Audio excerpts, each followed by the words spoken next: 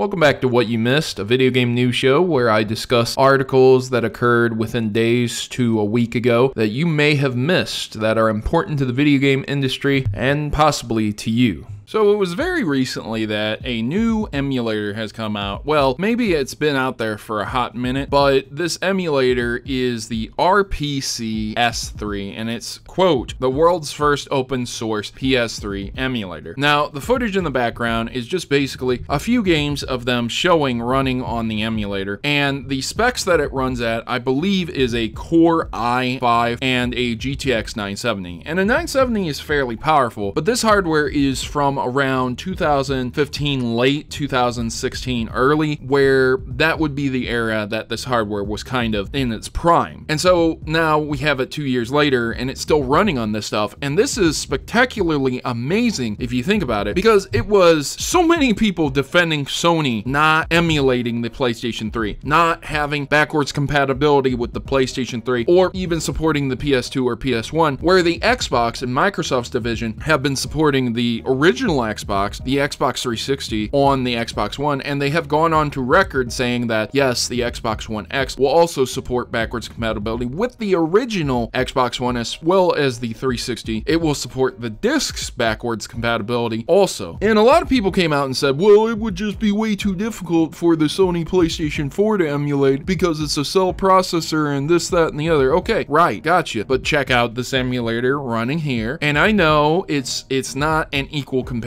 I understand that a GTX 970 is worlds above a PlayStation 4. I understand that. I get that. But my point is that it's the creators themselves that can't emulate this thing on a PlayStation 4 or even a PlayStation 4 Pro or maybe even the PlayStation 5. I would be very surprised if Sony came out and said, you know what? We're going to emulate the PlayStation 4, PlayStation 3, PlayStation 2, and PlayStation 1. You can download these ROMs. It's backwards compatible fully. You can use your games in it. I would be extremely shocked if they did that for the PS5. Now, you see, the thing about this is that you can run this on your computer now. It's not super laggy. It's not ridiculous at like 20 frames a second. Some games are jerky. Some games are buggy, as it is with emulators and ROMs. But whatever this individual is running their game with and how they're running it on their hardware, it seems to be working well enough to be played. It's a lot better than having to hook up a PlayStation 3 and keep a disc collection around you, especially in a place where you may have space constraints. So like if you're in a college dorm or something, this is perfect if you have a high-end, high-powered laptop with somewhat of a graphics card. I know a lot of people won't have that, but maybe you have a desktop PC in college as well. These things aren't super expensive. There are computers out there that cost about $600 to $700 that can get a GTX 970 for a couple, maybe $100 secondhand used on eBay. And there are ways to build machines where you could emulate the PlayStation 3 while also being able to do your college work. So it's just another way of gaming where you don't have to take a console and be limited to the console's functionality, where you can actually use it on a PC. PC wins again. Some of the games on PlayStation 3 that were stuck at 30 frames a second that ran poorly, now they might be optimized in the future to the point where they run maybe even at 4K 60 frames a second, depending on the person, depending on who wants to do what with the emulator itself. So that's something to look forward to. I'll leave you a link in the description below. The person who did the video was called Resnor. I'll leave a link to their video also in the description below, because full credit to them. This is not my video. I do not own this video and I do not claim to own this video, but I still think it's absolutely amazing to see a PlayStation 3 emulator run this smooth. So there's an opinion piece. What does Marvel vs. Capcom Infinite want to be? Well, I'll answer your question straight up. I'm pretty sure it wants to be a fighting game, but they're talking about after Street Fighter V's rough launch. Capcom seems to be learning the wrong lessons. I don't necessarily think that's true. I do think that the fighting scene is very big. It's very important. I'm not part of it. So anything that I say right here, you can take it from an outsider. I am not on the inside. But looking at the launch itself of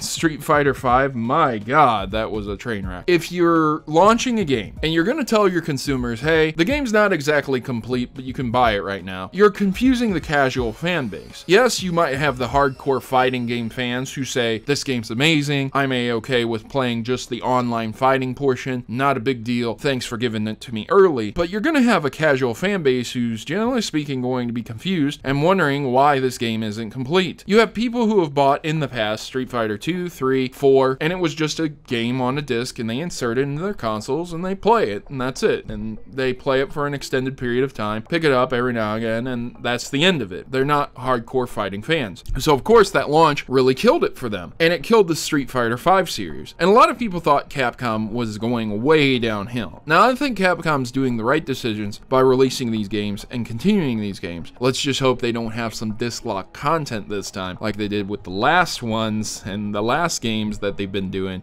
There are things that happened in the past with that was pretty ridiculous. If you want to look into that, you can feel free to do so.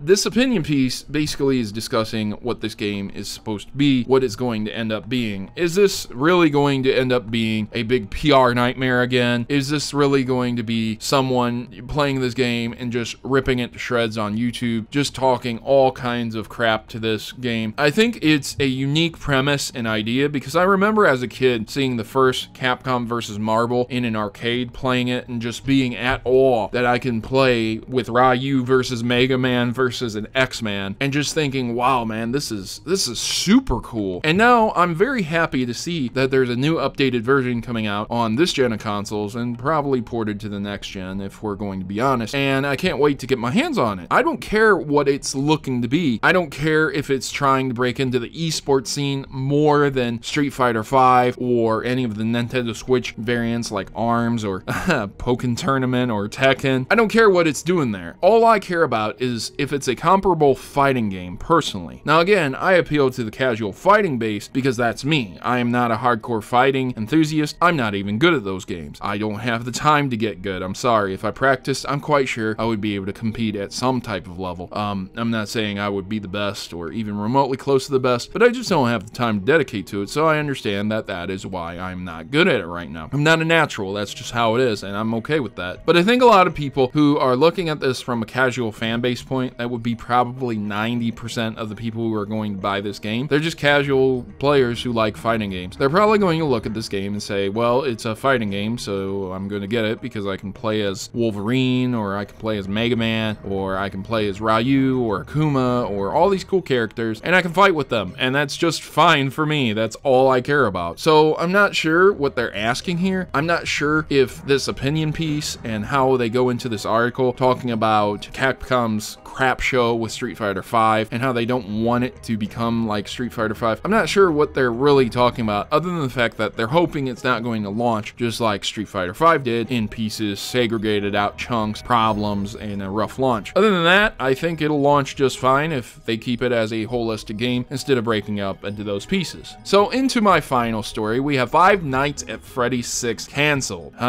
So there it is. Scott Cawthon, the developer of the Five Nights at Freddy series, you guys know it. So he has revealed that he has ceased work on his new project, the 6th installment for the horror-based series. Yeah. He said, quote, "I fear that I've been neglecting other things in my life for the sake of trying to keep up with those mounting expectations." That's it. That's literally all there is to say about that. Apparently, he seems to want to focus probably on his family, maybe on school studies, maybe on life in general, you know? Maybe he just hasn't been out to a park. Maybe he's been sitting at his desk for 12 hours straight every single day programming these games. He's a rich man. He can do whatever he wants after the success of Five Nights at Freddy 1 and 2, and even 3 went over pretty well. I think things got pretty bad with Sister Location, and of course the Five Nights at Freddy's 4, which was like the bedroom, and all the fan theories that are super cringy at times. Again, I'm not calling out the game theorist or anything here. I'm really not, but him doing all those theories of Five Nights at Freddy's really fueled the fire here. I mean, you know, you have this game, and it's just a game. It's just one developer. It's just one guy, and whoever else he had on his team, whoever else he was doing work with, and you're putting all of this pressure on him. Hey, we want the new game. Hey, we want to know what's coming out. You know, instead of saying to yourself, maybe this is the way he wanted it to look. Maybe this is the way he wanted it to be. And instead of rejecting that fan base, he embraced them, and that was a good idea. It got him a lot of sales, controls, but then it had a two-pronged effect also. It's a double-edged sword here. Now he has to face this mounting expectation and face the music that his fans are demanding game after game after game after game. And if the game's not perfect, well then, hey, I'm sorry about you. Like that Five Nights at Freddy's RPG. Oh my god, people. Woo! I played that game and it sure was a strange game, I'll tell you that. I'm not entirely sure what was going on with it, but it wasn't that good in my opinion. I would really appreciate it if you could like and share this video with other people. It's really important to see a PlayStation 3 emulator in working order, not gimped off, and it's also important to know why a game series that's very famous is getting canceled. So make sure you like and share this with other people, because I think it's very important to let other gamers know what's going on. I've been your host, Protomario, and I'm signing out. As always, I really appreciate you taking the time to view this video, and once again, good gaming, God bless, and thanks for watching.